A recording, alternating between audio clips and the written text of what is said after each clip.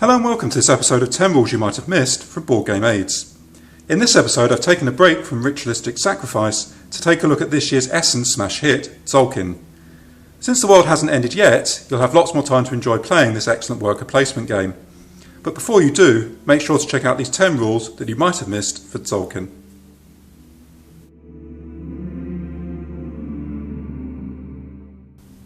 Getting the action you want in Tzolk'in can be a challenge. You have your strategy all worked out, but then find that some kind person has blocked all the action spaces that you need. But there's no need to despair.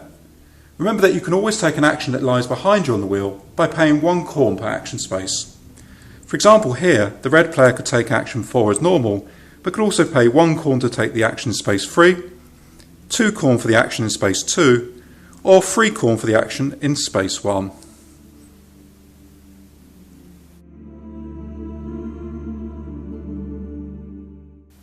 Building is an important part of Tzolk'in, and the double build action space on the tsolk'in wheel is an excellent way to make progress in this area. Remember, however, that if you choose to build 2 buildings using this ability, only one of the buildings you build can benefit from any technology upgrades which you might have acquired on the technology track.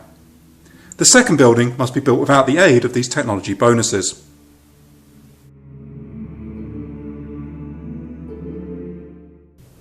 On a similar note, remember that monuments can only be built via using space 4 on the tsolk'in wheel. And also, more importantly, again, you can't use architecture technology bonuses when building a monument.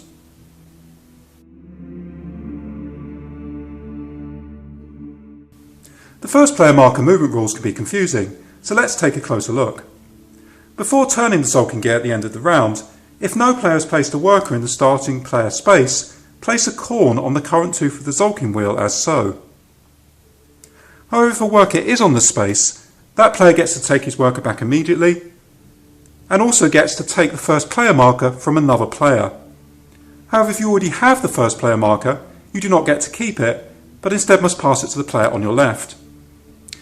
Note that if you place a worker in the first player space, you get to take any and all corn on the wheel at the end of your turn, which means that you can't use this corn for worker placement this turn, but could use it to feed workers in the feed worker phase.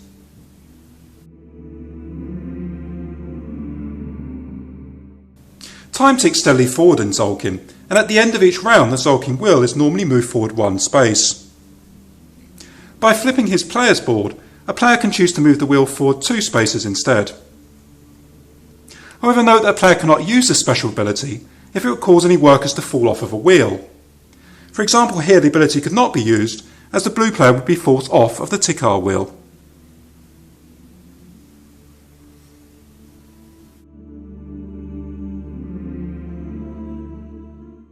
Corn is highly important in Tzolk'in, and sadly nearly always in short supply. One technology track that can really help is agriculture. One thing to note here is that the effects stack as you move right across the track. So in this example, the blue player will receive 3 additional corn when taking a harvest corn action on the palenque wheel. In this example, the player would also be able to use the second ability to harvest corn even when no corn tile is available. Also note at the end of the track that you can never move into the last space on each track, but must pay to activate this ability every time that you wish to use it.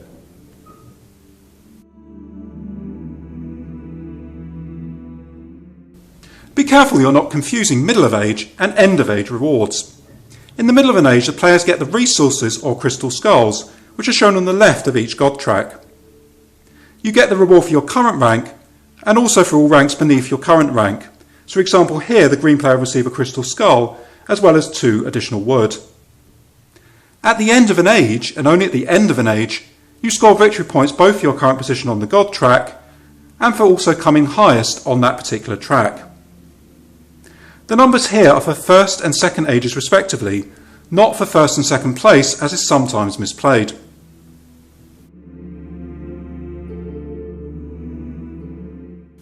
The battle to please the gods can be a fierce one.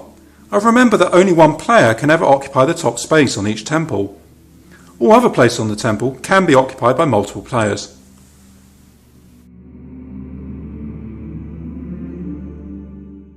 While we're at the top of the temple, don't forget one added bonus for getting this far. When a player reaches the top of a temple, he may flip his player ball back to the lighter side.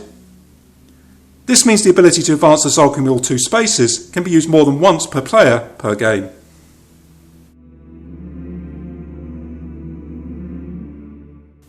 It's easy to anger the gods by begging for corn, but remember that you cannot choose to move down one space on a temple track where you're already on the lowest space.